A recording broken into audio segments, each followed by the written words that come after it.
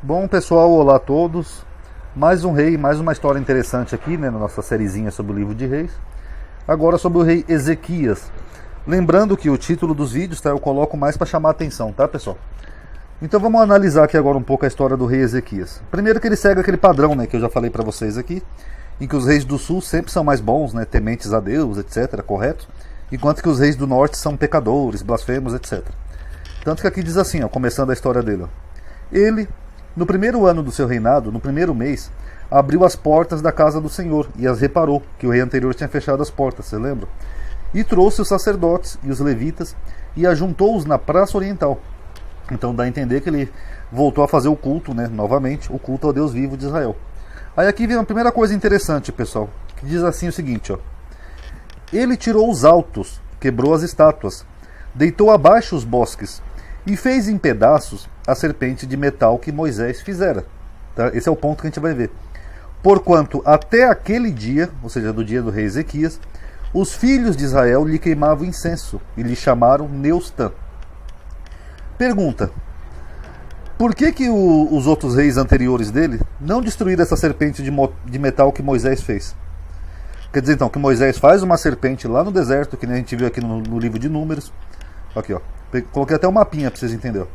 Então partiram do monte Or, pelo caminho do Mar Vermelho, a rodear a terra de Edom. Porém a alma do povo se angustiou naquele caminho. Ó. O Senhor mandou serpentes ardentes, né, para picar o povo. Ó, a terra de Or e Edom é aqui nessa parte amarela, aqui embaixo. Ó. O povo sai do Mar Vermelho, aqui nessa região de amarelinho, é onde Moisés faz a serpente de metal. Então dá a entender, segundo o texto, que o povo transportou essa serpente de metal aqui do meio do deserto até chegar aqui em Jerusalém. Aqui onde vocês estão vendo a estrelinha, ó, Jerusalém, que era a capital do Reino do Sul. E mesmo assim, não tem nem por que eles terem transportado essa serpente de metal. Essa serpente durou até os dias do rei Ezequias. Ué, por que os outros reis não destruíram essa serpente? Por que o rei Davi, que era um homem segundo o coração de Deus, não destruiu? Por que Salomão, que era o homem mais sábio da terra, não destruiu? Por que aqueles outros reis do sul que foram bons, né, que acabaram com o culto idolátrico várias vezes, por que eles não fizeram isso? Quer dizer então que essa serpente durou, ela veio do deserto para Jerusalém e durou até os dias do rei Ezequias? Meio estranho, né, pessoal? Enfim, analise aí e tirem suas conclusões. Aí vem a questão da Síria aqui agora, né, que é a Síria que ameaça o reino de Ezequias. Primeiro diz assim, ó, assim foi o Senhor com ele, para onde quer que saía, se conduzia com prudência, e se rebelou contra o rei da Síria e não o serviu. Então dá a entender que por ele ser um bom rei, acabou com a idolatria em Israel, todas essas coisas, Deus estava com ele o tempo todo apoiando o rei Ezequias, correto? Tanto que ele teve coragem bastante para se rebelar contra o rei da Síria, porque Deus estava com ele, correto? Só que aqui tem um problema aqui, pessoal. Olha o que diz o livro de Reis no capítulo 18, no versículo 11 e 12 e depois do versículo 13. Vamos começar aqui com 11 e 12 para vocês entenderem o ponto que eu quero chegar. E o rei da Síria transportou Israel para a Síria, ou seja, o reino do norte, que nem nós vimos no vídeo anterior, a diáspora, né? O rei Salmaneser, se não estou enganado, ele vai lá, pega os israelitas e leva eles tudo lá para a Síria. Beleza. E os fez levar a Hala e a Bor, junto ao rio de Gozã e as cidades dos Medos. Porquanto não obedeceram à voz do Senhor seu Deus. Espera lá. Por que Israel foi transportado lá para a Síria, a diáspora? Porque eles não obedeceram à voz do Senhor seu Deus. É o que está escrito aqui. Antes transgrediram sua aliança, e tudo quanto Moisés, servo do Senhor, tinha ordenado, nem o ouviram, nem o fizeram. Beleza. Então o autor de Reis está informando para a gente que Israel foi levado para a Síria, porque eles não obedeceram à voz de Deus, os mandamentos, as leis de Moisés. Beleza. Só que aí no versículo seguinte ele diz assim, ó, porém no ano 14º do rei Ezequias, que era um bom rei, que obedecia a lei de Moisés, os mandamentos de Deus, subiu Senaqueribe, rei da Síria, contra todas as cidades fortificadas de Judá, o reino do sul, e as tomou. Espera lá. Se o reino do norte foi levado cativo porque desobedeceram a Deus, por que o reino do sul teve cidades tomadas se o reino do sul estava obedecendo a Deus? Alguém pode me explicar aí? Alguém tem alguma explicação para isso? Quer dizer, o que não obedecia a Deus foi castigado. O que obedecia também foi castigado. E aí, pessoal, como é que fica? Porque Ezequias, segundo fala aqui, ó, o próprio texto, ó, ele era temente a Deus, ele acabou com a idolatria, abriu as portas do templo do Senhor, e Deus andava com ele o tempo todo, está aí no texto. Então mesmo assim o rei Senaqueribe vem e toma as cidades dele? Não faz sentido.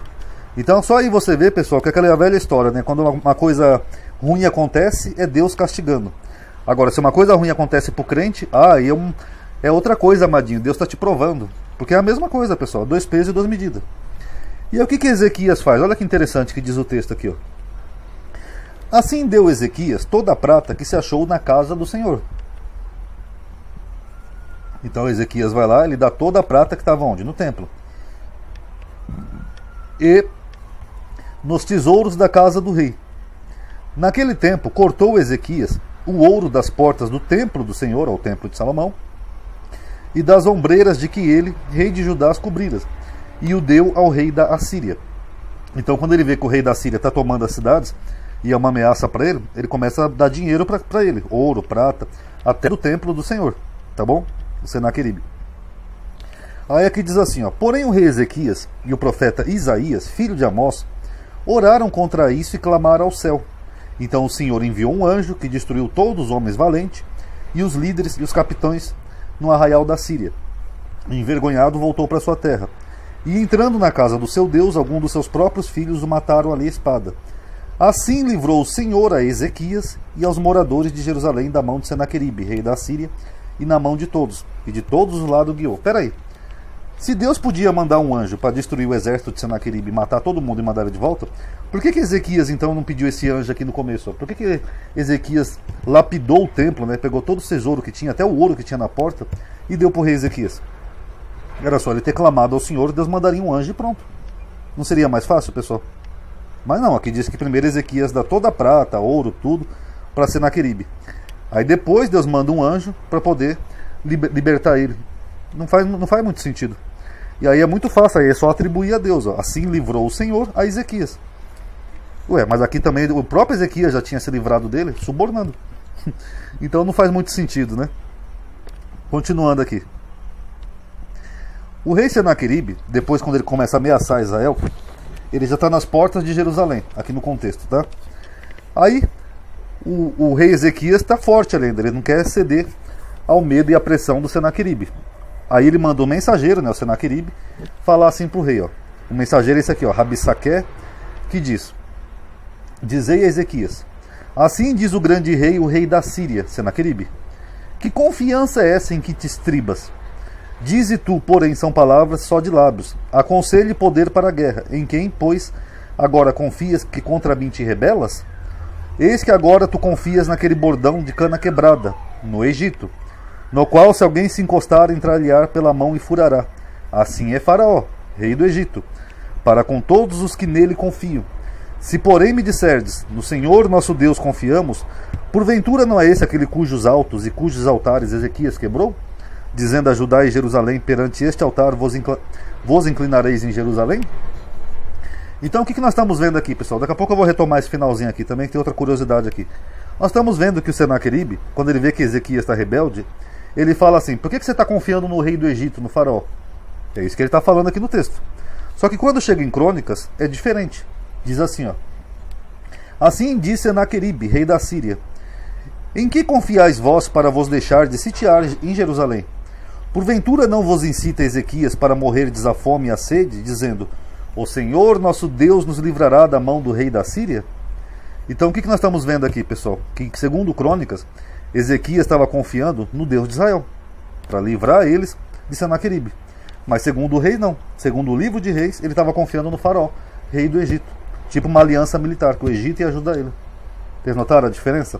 Ah, amadinho, mas aqui tem Deus no texto também, aqui no finalzinho, que nem você leu. Vamos ler de novo esse finalzinho aqui, ó. No Senhor nosso Deus confiamos. Porventura não é esse Deus, ó, aquele cujos altos e cujos altares Ezequias tirou? Espera aí. Os altares que Ezequias tirou eram dos deuses pagãos. Não era do Deus de Israel. Então ficou meio confuso aqui esse finalzinho aqui do texto. Olhem na Bíblia de vocês e vejam o que vocês acham. Mas aqui nós vemos realmente essa contradição. Ó. Segundo o Reis, Ezequias estava confiando no faraó do Egito e segundo Crônicas, no Deus de Israel. Aí em dado momento, né, o profeta Isaías intervém, né, e diz para ele assim, ó, assim direis a vosso Senhor, assim diz o Senhor, não temas as palavras que ouviste, com as quais os servos do rei da Síria me blasfemaram. Eis que eu porei nele um espírito, e ele ouvirá um rumor e voltará para sua terra. a espada o farei cair em terra. O que ele está falando? Ó, vou colocar um espírito, ele vai ouvir uma mentira, que é um rumor, né? Engraçado que esse Deus de reis, ele é conspiracionista, né? E ele vai voltar para sua terra, beleza. O rumor foi esse daqui, ó. Ouvindo ele dizer de Tiraca, rei da Etiópia, eis que saiu para te fazer guerra, tornou a enviar mensageiros a Ezequias, dizendo: assim falareis a Ezequias, rei de Judá: não te engane o teu Deus em quem confias, dizendo: Jerusalém não será entregue na mão do rei da Síria. Aí sucedeu que naquela mesma noite saiu o anjo do Senhor e feriu o arraial dos sírios, que nem nós vimos ali em Crônicas, em Reis, Crônicas, a 185 mil deles. E levantando-se pela manhã cedo, eis que todos eram cadáveres. Então Senaqueribe, rei da Síria, partiu-se, foi, voltou e ficou em Nínive. Pera lá, então aqui a conspiração de Deus não deu certo. Que Deus mandou um rumor, esse rumor acontece aqui, ó, com o rei da Etiópia, e mesmo assim Senaqueribe não recua. Ele só recua quando vem esse suposto anjo que mata todo mundo. Inclusive eu já fiz um vídeo sobre esse anjo aqui, tá, pessoal? É num vídeo chamado Narrativa Histórica versus Narrativa Teológica, tá?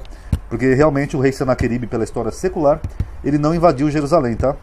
Se eu lembrar, eu coloco aqui na tela final, mas que se eu não lembrar, vocês podem procurar aí, tá? Onde eu já expliquei esse contexto aqui, tá bom? Mas é curioso que aqui Deus faz uma conspiração, ele fala através do profeta Isaías que ele ia colocar um boato, um rumor, uma mentira, para fazer o rei voltar, e o rei não cai nessa mentira. Muito curioso, né? Aí aqui Reis confirma, né, que ele foi morto pelos próprios filhos, a espada, né? E por fim, nós temos aqui a exaltação de Ezequias, né? Que diz assim, ó: naqueles dias Ezequias adoeceu mortalmente e orou ao Senhor, o qual lhe deu um sinal. Mas não correspondeu Ezequias ao benefício que lhe fora feito, porque o seu coração se exaltou. Por isso veio uma grande ira sobre ele, sobre Judá e Jerusalém. Ezequias, porém, se humilhou pela exaltação do seu coração, ele e os habitantes de Jerusalém. Aí a grande ira do Senhor não veio sobre eles nos dias de Ezequias. Isso aqui é melhor explicado em Reis. Disse Isaías: isso te será sinal da parte do Senhor, de que o Senhor cumprirá a palavra que disse. Adiantar-se-á a sombra 10 graus ou voltará 10 graus atrás? Ou seja, ele está falando para ele: pede um sinal, você quer que o sol recue ou que o sol avance 10 graus, né? A sombra. Então disse Ezequias: é fácil que a sombra decline 10 graus. Não seja assim, mas volte a sombra 10 graus atrás. Então o profeta Isaías clamou ao Senhor e fez voltar a sombra 10 graus atrás, pelos graus que tinha se declinado no relógio de sol de Acás. É claro que isso aqui é um pouco meio fantasioso, né, pessoal? Mas enfim, é só por curiosidade mesmo. Inclusive o Ezequias, para quem não sabe, é ele que começa a fazer aquedutos, tanques, né? Ele ficou conhecido por ter feito muitas obras, né? Aqui também eu achei curioso isso daqui, ó. Contudo, no tocante aos embaixadores dos príncipes da Babilônia, que foram enviados a ele, a perguntar acerca do prodígio que se fez naquela terra, Deus o desamparou, o Ezequias, para tentá-lo. Ué, a Bíblia não fala lá em Tiago que Deus não tenta ninguém? Que Deus não pode ser tentado pelo mal e a ninguém tenta? Mas aqui é um Deus tentando um ser humano, que é uma coisa até meio estranha, né? Porque se é um Deus onipresente, onisciente, onipotente, ele não precisaria tentar um ser humano. Mas aqui Deus está tentando por quê? Para saber o que tinha no coração de Ezequias. Então esse Deus não sabe tudo. Fica meio confuso isso aí. Aí, apesar de Ezequias ter sido um bom rei, ele termina com um castigo divino, né? Por causa da exaltação dele, que ele exaltou o seu coração. Olha como é que diz o texto aqui, pessoal. Eis que vem dias em que tudo quanto houver na tua casa e o que entesouraram teus pais até o dia de hoje. Isso aqui também eu achei estranho, né? Porque nós já vimos vários reis que pegaram os tesouros e jogaram fora, né? Então não teria na época de Ezequias tesouro da época dos pais dele. O próprio Ezequias pegou os tesouros do templo e deu para Senaqueribe. Então nem teriam mais tesouros no templo. Será levada a Babilônia. Não ficará coisa alguma, disse o Senhor. E ainda até dos teus filhos que procederem de ti e que tu gerares, tomarão, para que sejam eunucos no paço do rei da Babilônia. Quer dizer, apesar de Ezequias ter sido um bom rei, Deus está condenando que os filhos deles iam virar eunucos do rei da Babilônia. O que é eunuco? Uma pessoa castrada. Os filhos dele iam ser castrados para servir ao rei da Babilônia. Olha que absurdo. Mesmo Ezequias tendo sido um bom rei. Então disse Ezequias a Isaías: boa é a palavra que o Senhor me disseste. Espera aí. Será que ele não ouviu o que Isaías falou aqui? Ó? Eu vou repetir. Ó. E ainda até de teus filhos que procederem de ti, que tu gerares, tomarão, para que sejam eunucos no paço do rei da Babilônia. E o Ezequias acha que isso é uma coisa boa. Ó, e disse mais: e não haverá, pois, em meus dias paz e verdade? O que ele está dizendo praticamente? Se quem vai pagar pela minha exaltação são os meus filhos, tudo bem. Dane-se, eles que vão ser eunucos da casa da Babilônia, não eu. Então tá de boa. Obrigado, Isaías. Adorei. E aí, pessoal? Faz algum sentido para vocês? Rapaz, essa Bíblia tem coisa, viu? Bom, pessoal, quem gostou do vídeo deixa o like aí. Eu sei que tem que estar repetindo todo o vídeo, mas isso ajuda ao canal, tá bom? Deixa o like aí. Quem é inscrito ativa o sininho, tá bom? Obrigado aí por ter assistido. Paz a todos.